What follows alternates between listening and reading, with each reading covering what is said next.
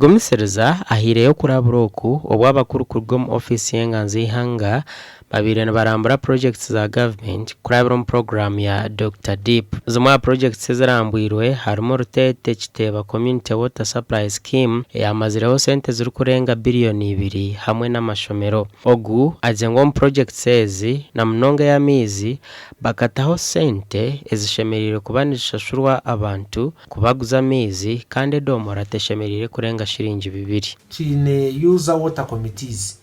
Ezi user water committees neza ziri habataka. Kunkana bo mu structure ya government nizo reporting ha council ya LC3 then LC3 mpaka ha district. Mweno ejo mihendo eretirweho era ichirizibwe council ya LC3.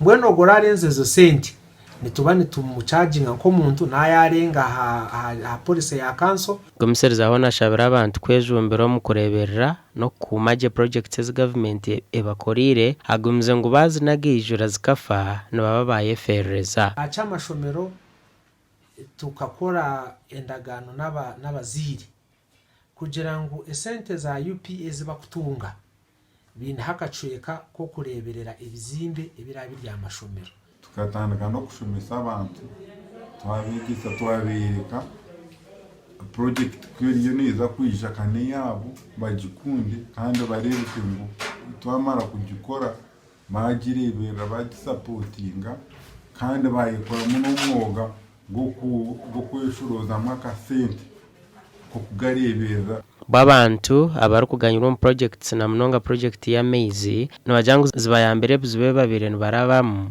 omukuronda mezi twatu inebizo nkito abacara mugenda mugire kutaha kamezo ko mbidamu mubona yebishija bahambirayo icyo kibe kizugu ningo umwe mukishikayo ushanga umuntu nakutatisa atuwabo tampire ki torate hamizi eje mbera yone kabe tugumire mizi gayambire munoke cyaro konka cyaro gakatire nini so ode ikapefero kayene igimukuri. Isingiro ne manyo mnongo mu ihanga okubanka district eri kuchira kuteganisa bwo kizibu cha mizi gasha kwa Abdukalim Sengendo.